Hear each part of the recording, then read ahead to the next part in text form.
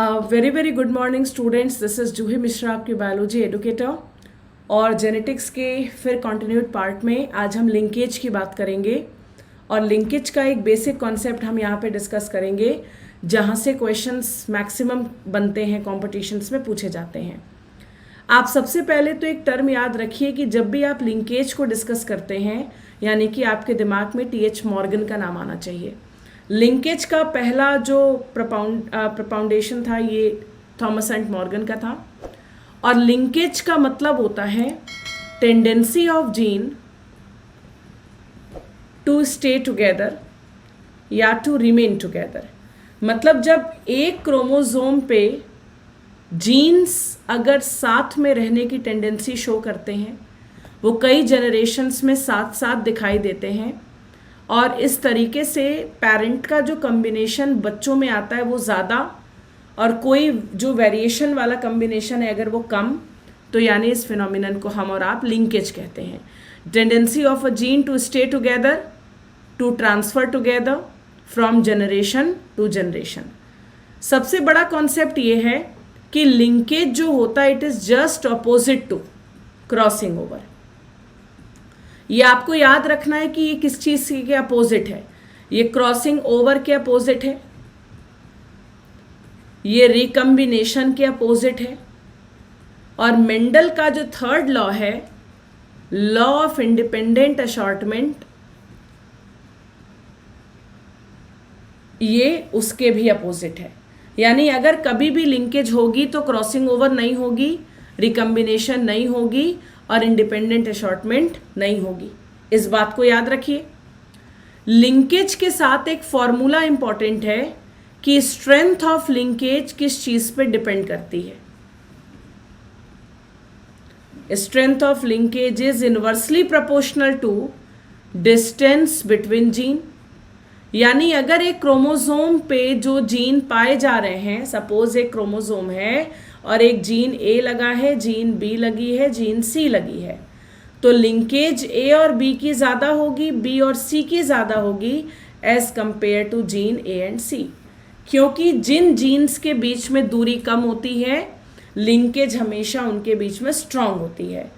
अगर लिंकेज हो रही है तो पेरेंट का कॉम्बिनेशन ज़्यादा दिखेगा, नए कॉम्बिनेशंस कम दिखेंगे और वेरिएशंस बिल्कुल नहीं आएंगे। जो जीन लिंकेज शो करते हैं उनको लिंक्ड जीन कहते हैं। और लिंकेज दो टाइप की होती है, एक कंप्लीट लिंकेज होती है जो बहुत रेयर है और एक इनकम्प्लीट लिंकेज है जो बहुत कॉमन है। भाई कंप्लीट लिंकेज का मतलब होता है कि जहाँ कभी भी क्रॉसिंग ओवर नहीं होती और कोई नया कम्बिनेशन नहीं आता, फॉर एग्जाम्पल मेल ड्रोसोफिला। लेकिन अगर ओकेजनल क्रॉसिंग ओवर पाई जाए या कोई भी नयापन दिखाई दे कैरेक्टर में, थोड़ा सा ही सही लेकिन नया दिखे, तो इनकम्प्लीट लिंकेज बोलते हैं उसको। ये ज़्यादा कॉमन है फीमेल ड्रोसोफिला में, जियामेज में। ऐसे बहुत से कैरेक्टर हैं जहाँ इनकम्प्लीट लिंकेज होती है। और एक बात ये भी याद रखिएगा कि किसी भी ऑर्गेनिज्म का अगर आपको लिंकेज ग्रुप निकालना है तो वो उसके हैप्लॉइड नंबर ऑफ क्रोमोसोम के बराबर होता है। यानी ऑर्गेनिजम्स का लिंकेज ग्रुप जो होता है this equals to haploid number of chromosome. Suppose human diploid 2n is equal to 46 है, यानी हमारे में कितना लिंकेज ग्रुप होगा, हमारा हैप्लॉइड 23 है, यही हमारा हैप्लॉइड क्रोमोसोम नंबर भी होगा और यही 23 हमारा लिंकेज ग्रुप भी इंडिकेट करेगा।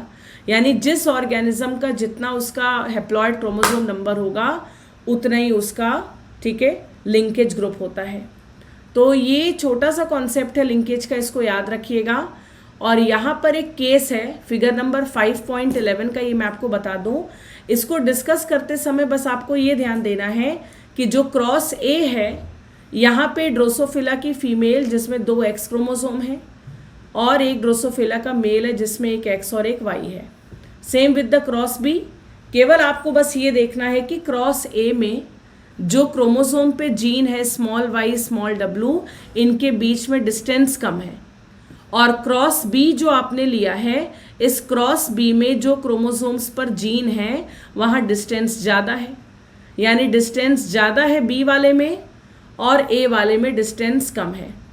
आपको इस दोनों क्रॉसेस में ये समझना है कि वाई क्रोमोसोम जो ड्रोसोफिला का है उसमें आपको कोई जीन नहीं दिखानी है लिंकेज वाली, केवल हमको लिंकेज एक्स पे दिखाना है, ठीक है। यहाँ पे जो रिजल्ट आया क्रॉस ए और क्रॉस बी का, वो आपको लर्न करना है। करना ये है कि जो पेरेंटल कम्बिनेशंस क्रॉस ए में आएंगे दिस इक्वल्स टू 98.7%, यानी बहुत ज़्यादा पेरेंटल कम्बिनेशन है, बहुत ज़्यादा यहाँ लिंकेज स्ट्रांग है, और लिंकेज इसीलिए स्ट्रांग है क्योंकि डिस्टेंस यहाँ कम थे। जबकि यहाँ जो रिकम्बिनेंट आया वो काफ़ी कम था 1.3, क्योंकि डिस्टेंस कम होने की वजह से क्रॉसिंग ओवर यहाँ नहीं हुई या बहुत कम हुई। लेकिन अगर आप क्रॉस बी की बात करें तो क्रॉस बी आप देख पा रहे हैं कि जो W और M करके दो जीन एक क्रोमोसोम पर दिखा रहा है उनके बीच में दूरी ज़्यादा है, यानी लिंकेज कम हो गई, और लिंकेज कम होकर के 62.8% हो गई, जबकि क्रॉसिंग ओवर जो है वो 37.2% हो गई। यानी क्रॉस ए में लिंकेज ज़्यादा, क्रॉसिंग ओवर कम दिखा रहा है, ऑल बिकॉज की दूरी कम है। क्रॉस बी में दूरी बढ़ाने से लिंकेज में कमी और क्रॉसिंग ओवर में इंक्रीमेंट हुई है, ठीक है। तो ये मॉर्गन का क्रॉस है जो उन्होंने ड्रोसोफिला पे किया था।